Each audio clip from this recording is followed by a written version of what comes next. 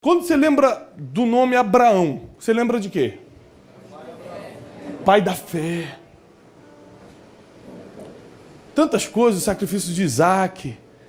Mas quem já falou para alguém, rapaz, você conhece a história de Abraão? É linda, ele foi para o céu. No final ele foi para o céu. A história de Davi, nossa, ele derrubou Golias. Olha, ele teve que fugir de Saul, mas no final virou rei. Tudo que você for contar das pessoas vai ser de coisas que eles fizeram aqui na terra. Porque a salvação, apesar de ser a coisa mais importante para o ser humano, não é o que te coloca na história. Não é o que te dá relevância. É o que você faz enquanto está aqui, antes de herdar a salvação, que garante como as pessoas vão falar de você. Quem está comigo? Amém. Então, o nosso desafio é entender que o nosso grande prêmio é herdar a salvação. É adentrar o reino dos céus. Esse é o nosso grande objetivo. É saber que a vida terrena é passageira e que um dia teremos a vida eterna, que é a nossa verdadeira vida. Porque aqui tudo é muito passageiro. Porém, o que faz a diferença na vida das pessoas não é o que você vai viver na vida eterna, porque vai ser você e Deus. Não tem nenhum relato de quem fez algo na vida eterna. O relato das pessoas que fizeram a diferença, fizeram aqui enquanto estavam vivas. Eu quero dizer para você que seja lá o que você sonha em fazer, você vai ter que fazer enquanto está respirando.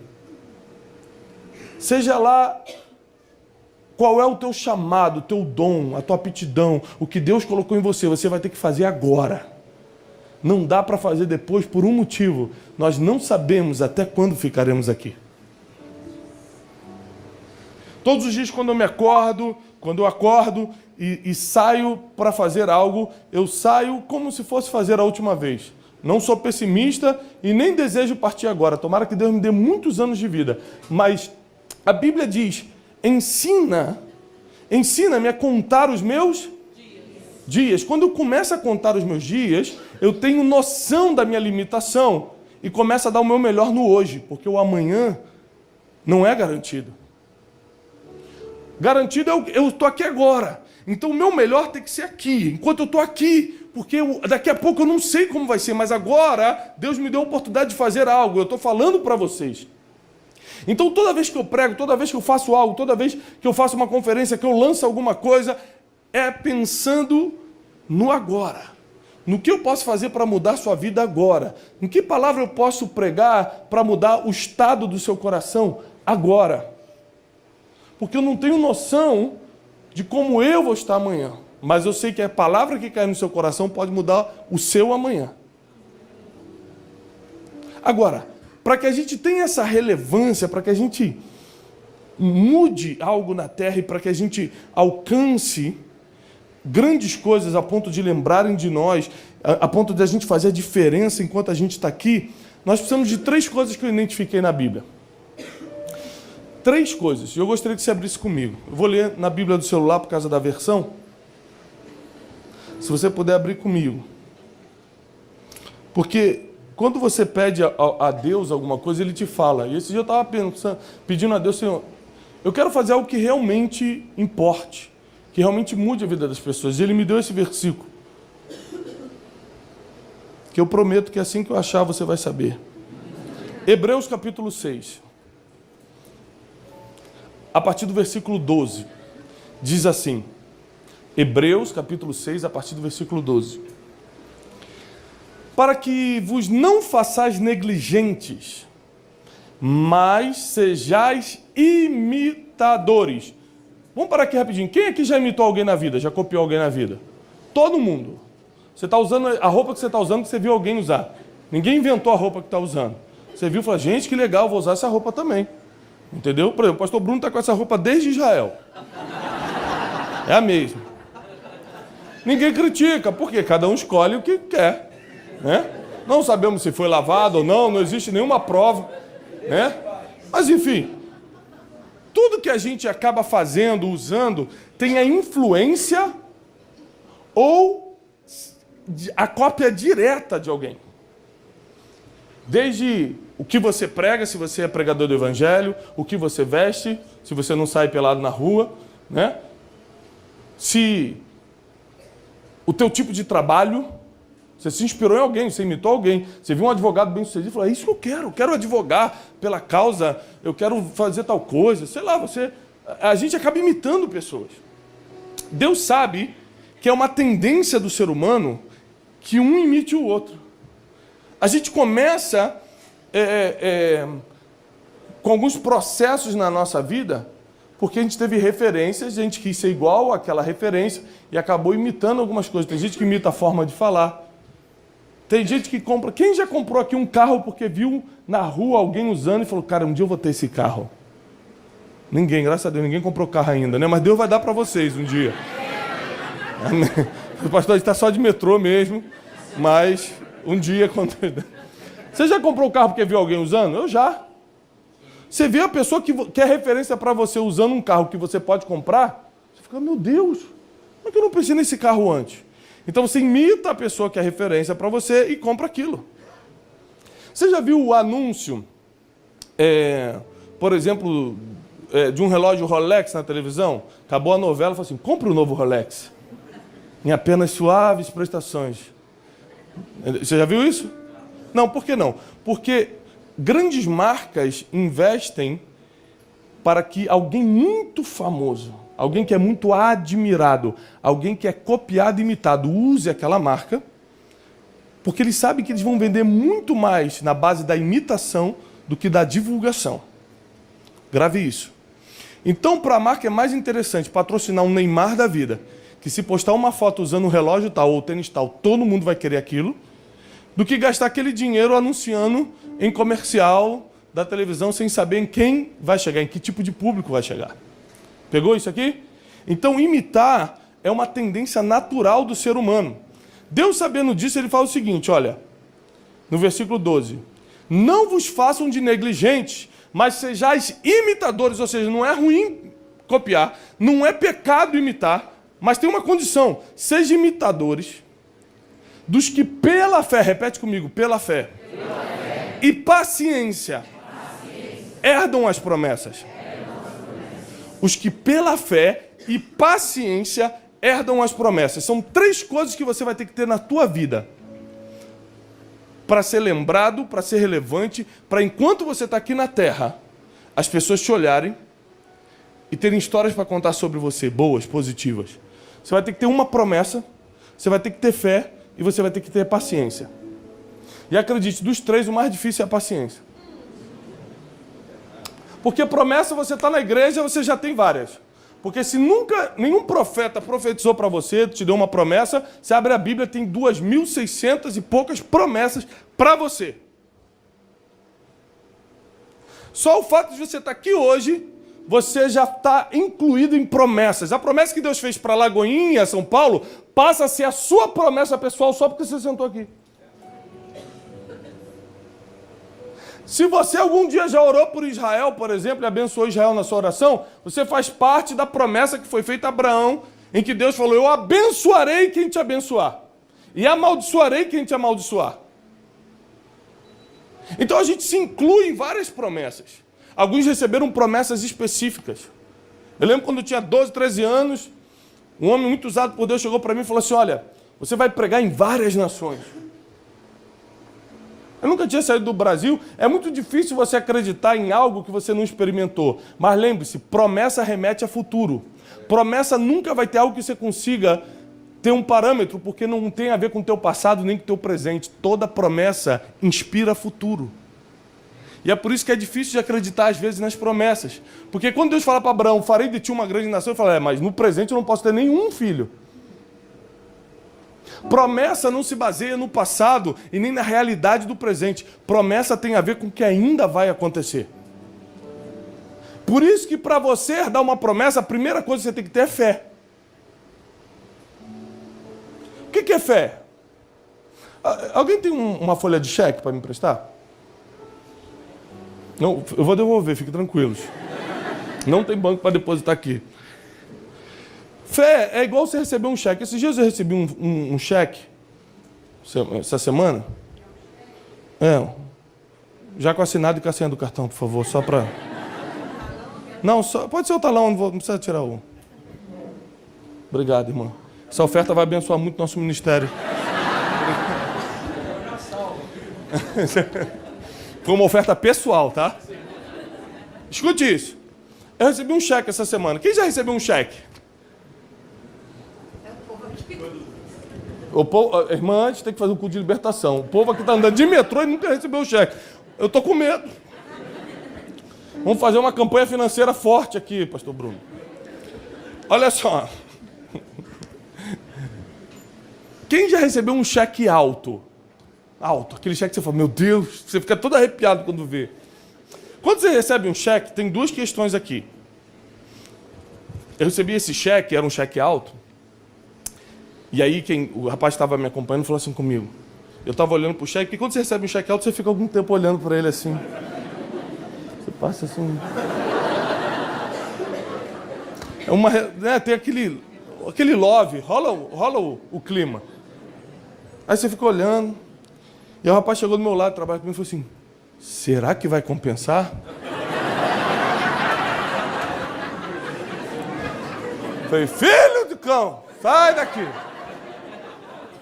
Mas é a primeira coisa que você pensa, não é? Você fala assim, meu Deus, será que vai compensar? Porque é o seguinte, olha. Se a pessoa perguntar assim, ó, fulano te pagou, ele já te deu o cheque. Aí alguém na rua te pergunta, fulano já te pagou? O que você vai responder?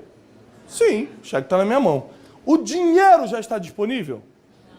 Mas o cheque está na sua mão. Isso é uma promessa. Você ainda não pode usar, mas já está garantido.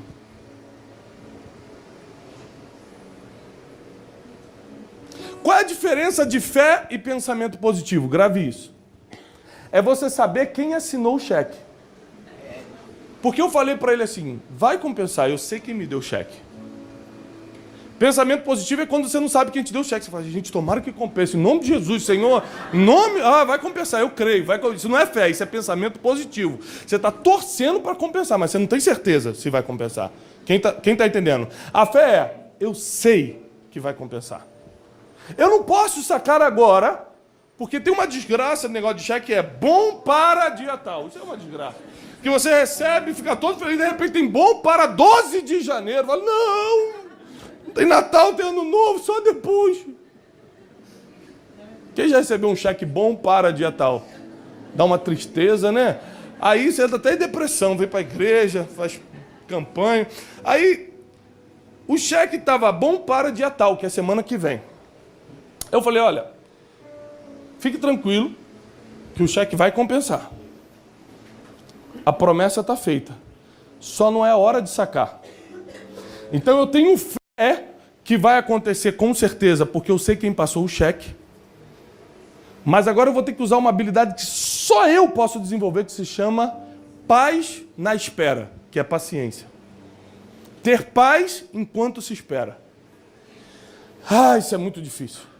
Eu estou com a promessa na mão, eu sei que vai acontecer, fé, mas eu tenho que esperar o dia de fazer o saque. E por pessoas não saberem ter paz na espera, ou seja, ter paciência, o que elas fazem? Procuram um agiota e vão trocar o cheque. A irmã já entendeu, já está se arrependendo. É bom quando a palavra toca dessa forma, que a irmã é comigo. Escuta. Aí você pega a promessa, estava aqui na sua mão, coloca na mão de uma pessoa que não deveria receber a promessa, que vai te pagar um valor menor para ficar com a tua promessa. E você vai gastar aquele valor menor no agora, enquanto a promessa era para o futuro. É por isso que muita gente morre sem ser lembrado. Muita gente passa por essa terra sem marcar a vida de ninguém, sem ter um ministério que faça a diferença, sem ter uma empresa que prospere, sem ter uma família equilibrada e feliz, porque eles decidiram trocar a promessa por falta de fé ou de paciência. Mas o versículo continua. Já vou devolver, irmã. A irmã está, meu Deus, será? Calma aí, espera.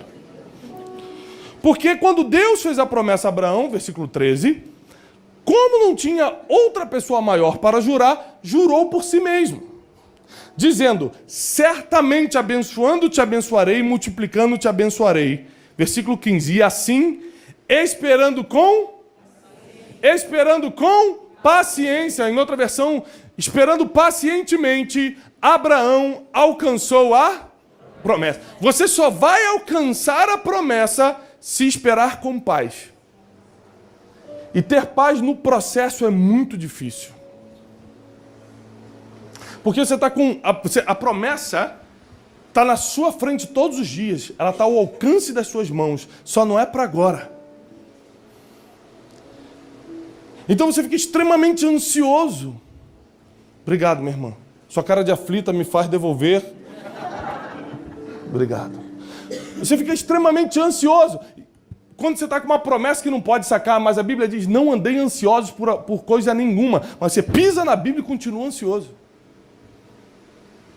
A Bíblia diz, não andeis preocupados pelo que vocês vão vestir ou comer, porque se eu visto os lírios dos campos, se eu alimento as aves do céu, como eu não vou alimentar ou vestir vocês? Mas a gente pisa na Bíblia e acha que isso não é verdade e fica preocupado com amanhã. Será que amanhã vai ter dinheiro? Será que eu vou pagar a conta dia 15? Será que eu vou... Vou só esperar o cartão da Renner virar. Deus é fiel. Quando virar...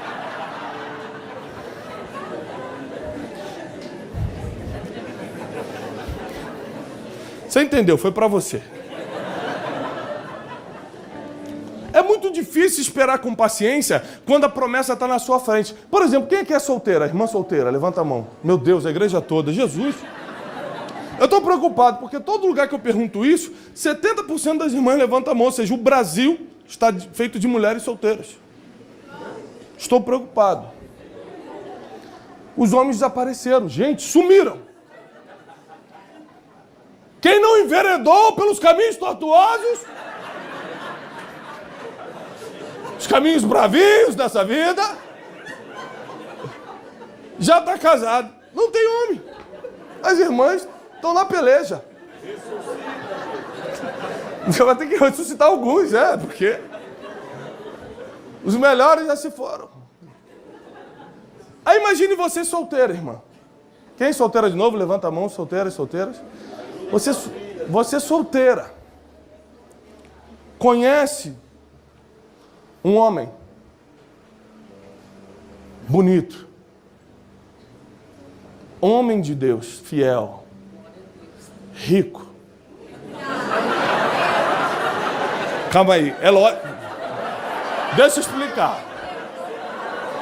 A irmã até de irmã olha, para mim.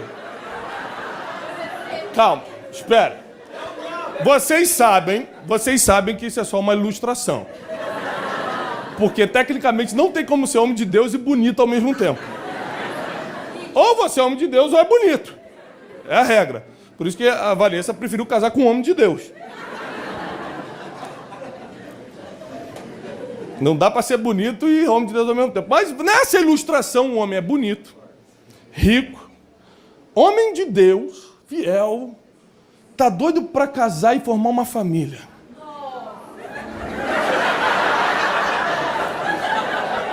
Mas desapareceram. É a espécie extinção. Vai sair no Globo. Globo Rural. Sumiu. O último animal da espécie. Escute. Aí esse homem se aproxima de você solteira. Você fica até arrepiado. Jesus, não faz isso não, pastor, que só de imaginar. Fala assim, olha, na verdade eu estou apaixonado por você e Deus colocou no meu coração que a gente precisa se conhecer melhor. Você fala assim, olha, eu não preciso nem de confirmação, moço, é de Deus. Aí você fala, qual é o próximo passo? O próximo passo é a gente sair para jantar. Só que não vai ser aqui em São Paulo não tem restaurantes assim do seu nível. Eu quero te levar para Paris hoje à noite. Meu jato está parado esperando. Eu vou até a casa dos seus pais pedir a permissão. Vou guiá-la até a nossa carruagem. E aí vocês têm um jantar em Paris maravilhoso. Aquele homem de Deus. Ele falou, olha, eu estou o tempo todo só esperando a pessoa certa para entregar o meu melhor, para ser o melhor para a pessoa. Você fala, moço, eu estou todo arrepiado, você não está entendendo. É de Deus, você começa a falar em línguas no meio do jantar. Na volta, porque ele prometeu para os seus pais que ia te entregar no outro dia. Na volta, ele fala no avião o seguinte: olha, tá tudo certo, então, olha, tá tudo certo. Então daqui a 16 anos eu venho te buscar.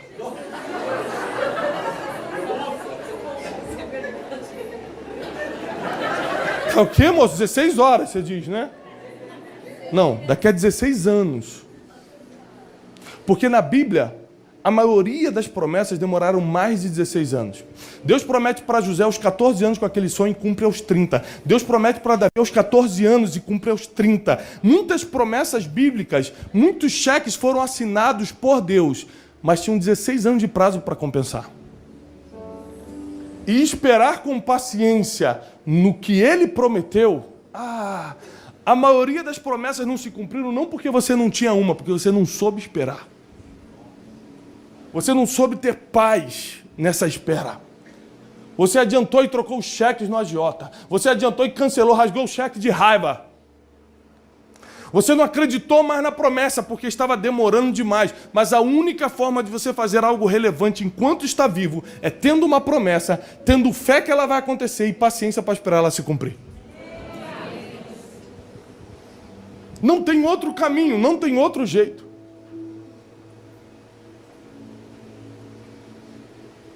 É diferente você tratar com uma criança. Quando a Bíblia diz que nós temos que ser como crianças, é porque Deus conhece o coração da criança. Hoje, eu tenho a Júlia de 9 anos, que está aqui comigo, e ela está naquela fase que ela... Esses dias eu estava deitado no quarto, ela achou que eu estava dormindo, aí entrou olhando para os dois lados, foi na penteadeira da mãe, pegou, abriu o negócio de maquiagem e começou a passar o batom, passar o blush. Aí eu baixei o edredom e falei: Júlia! Ela, ai! Que foi, pai? Que negócio é esse? Não! É que... Aí começa a contar uma história. Falei: não, filho. Isso é só lá para os 30 anos você vai usar, filho. Só tem 9. Sabe como é que é pai de menina, né? Com 45 anos você vai começar a namorar. Então, fica tranquila. O pai de menina, fala, Deus, confirma essa palavra. Ela falou: pai, então quando eu vou poder usar? Eu falei: com 15. Chutei um número para ver se colava, né? Ela: mas o senhor promete? Eu falei: prometo, filho. Então tá bom. Passou, saiu. Porque a criança interpreta a espera de outra forma. A criança interpreta o mundo de outra forma. Estava no Egito agora, e quando eu cheguei no hotel, o meu filho José estava comigo, eu falei assim: e José, você gostou do Egito? Aí ele ficou só me olhando assim, com o olho arregalado. Sabe quando a criança está traumatizada? Você gostou do Egito, José? Ele: pai. Eu falei: é muito feio, né, filho? Tava tudo destruído. Você passa por aquelas casas só no tijolo, aquela coisa feia. Eu falei: tava tudo destruído, né? Eu falei: não, pai, não tava destruído. Tava em construção. Porque a criança não vê como a gente vê. A gente vê tudo destruído. Ele estava vendo as coisas em construção. Por isso não pensa que a tua vida está destruída. Porque Deus, que vê como criança, está vendo que a tua vida está em construção ainda. Não está acabado. Está sendo finalizado. Está no tijolo agora, mas ainda falta o acabamento. E quando Deus fizer isso, a glória dele vai resplandecer através da tua vida, da tua igreja, do teu ministério, da tua empresa, da tua família, daquilo que você está empreendendo.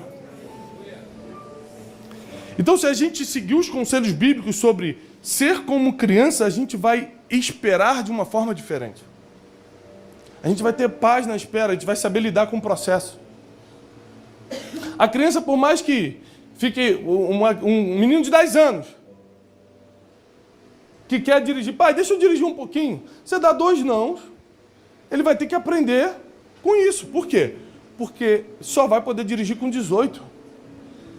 A criança sabe lidar com espera de forma diferente. Se eu falar para você que você só pode dirigir daqui a 8 anos, você entra em colapso. Mas a criança fala: não, tudo bem. Porque ela entende alguns processos. Não é hora. Mas a gente não. A gente está tão independente de Deus que a gente acha que tem que ser agora. Deus me prometeu, tem que ser agora. Não, Deus te prometeu, Deus te deu um cheque, Ele vai cumprir, porque quem assinou é fiel para fazer compensar. Por isso, queridos, que anote isso. Mais importante do que a promessa é quem te prometeu. Porque tem gente se apegando a promessas feitas por pessoas que não podem cumprir. Quantas pessoas já se decepcionaram com promessas não cumpridas? Quantas mulheres foram deixadas no altar por homens que prometeram fazê-las felizes e fugiram em cima da hora? Quantas pessoas tiveram sua vida emocional quebrada, sua vida financeira rasgada, porque um sócio prometeu e não cumpriu? Porque o banco falou que ia liberar o empréstimo e não liberou? Porque quantas pessoas já te prometeram e voltaram atrás? Mais importante do que a promessa é quem te prometeu. E quem passou o cheque para a gente é fiel para cumprir. Então fique tranquilo.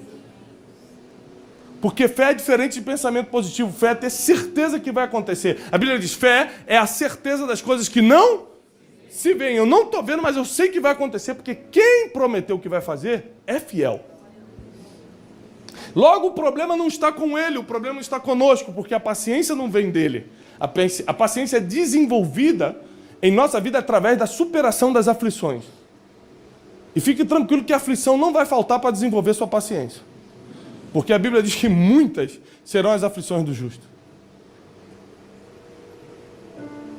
Então você vence uma aflição, ganha um nível maior de paciência. Vence uma ansiedade, sobe mais um nível na paciência. Chega uma hora que as promessas começam a ficar muito próximas a você. Porque você está especialista em esperar com paz. Porque esperar com ansiedade estraga a tua vida emocional, estraga os teus projetos, estraga teus relacionamentos, ninguém consegue conviver com você. Mas quando você espera com paz, que é a origem da palavra paciência, esperar com paz, você consegue no processo ampliar seus relacionamentos, ser feliz, ampliar sua vida financeira, se treinar para ter um ministério, uma empresa, aquilo que Deus te chamou, relevante. Porque depois que chega o tempo da promessa, dificilmente você vai ter tempo para ampliar networking, para fazer novos amigos, para ser feliz, construir a felicidade, construir um relacionamento conjugal. Então, o período da espera é o período que Deus está te dando para amadurecer, para quando a promessa se cumprir, você está preparado para aproveitá-la. Deus te trouxe aqui nessa noite. Porque assim como Ele colocou Abraão na história, colocou Davi na história, colocou José do Egito na história, Ele pode colocar você na história, não só de São Paulo, não só do Brasil, na história das pessoas, na história das nações. Isso tudo depende de que promessa você tem na sua vida, se você acredita que quem te deu a promessa é fiel para cumprir, e se você vai ter paz nessa espera, até que ela se cumpra. A primeira vez que profetizaram para mim que eu seria pregador, eu tinha 12 anos de idade, eu comecei a pregar aos 33. Então calma. Eu não lembro de nenhum dia que eu estava chutando a porta com 20 anos de idade. Ah, Deus falou que eu ia pregar e não estou pregando em lugar nenhum. Nunca fiz isso. Porque enquanto isso eu estava fazendo outras coisas, ampliando minha networking, conhecendo pessoas, fortificando meu casamento. Eu estava amadurecendo minha vida financeira. Quando chegou minha hora, quando chegou o tempo da promessa, é tão corrido, eu acordo numa cidade, durmo em outra, não sei de onde eu vim, para onde eu vou. Imagina se agora eu dependesse de tempo para fazer amigo. Não dava. Quem é meu amigo é, quem não é, manda um texto pelo Instagram. Manda a mãozinha assim, ó. Aí eu mando amigos. É o único jeito. Imagina se agora eu falei, bom, gente, agora eu vou começar a amadurecer minha vida financeira. Já era. Ou você já tem conhecimento para tratar com o que está entrando, ou só vai perder. Então, se você não soube esperar com paciência na promessa, você não foi treinado para quando ela se cumprir.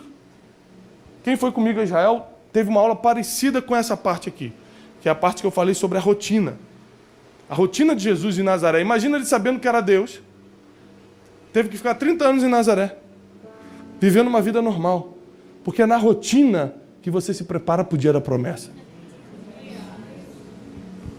Jesus teve que esperar com paciência também. Com 20 anos de idade, ele viu várias pessoas morrerem, viu crianças serem injustiçadas, viu aleijado, viu cego, mas não curava ninguém, porque não era a hora da promessa. Ele tinha que esperar e ir com paz. Mas tem gente que quer adiantar as coisas, quer trocar o cheque. E coloca a promessa na mão de outra pessoa. E troca como Esaú trocou por um prato de lentilhas. Que é muito mais barato do que a promessa. Mas eu quero declarar e profetizar sobre a tua vida que você não vai trocar a promessa de Deus. Você vai ter paz nessa espera. Se Deus te prometeu, Ele vai cumprir. E o que Ele promete é perfeito. Mas, pastor, é muito difícil esperar. É muito difícil esperar. Mas deixa eu te falar uma coisa. Matematicamente, o tempo de desfrutar a promessa é infinitamente maior do que o tempo da espera. Se a gente falar de José, de Davi, todos os outros, matematicamente, pelas estatísticas, por exemplo, José esperou 16 anos. Então ele recebe a promessa com cerca de 14, com cerca de 30. Com 30 anos ele começa a governar o Egito. Morre com 120. Quantos anos ele ficou em governo? Meu Deus, 90, gente. Aula de inteligência financeira e matemática, urgente aqui, na escola dominical. 90 anos. Vale a pena esperar 16 para desfrutar 90? Na sua matemática isso vale? Ah, vale. Porque tem gente que espera 90, porque vai errando no caminho para desfrutar só 16. Então descansa no Senhor, porque o tempo da espera não se compara com o tempo de desfrutar a promessa. Deus vai te dar tempo suficiente para desfrutar o que Ele te prometeu. Seja lá o que for, por mais impossível ou difícil que pareça, se Ele te prometeu, Ele vai cumprir. Eu sou prova de que quando Deus promete, Ele cumpre. Eu sou prova que para Deus não há impossíveis.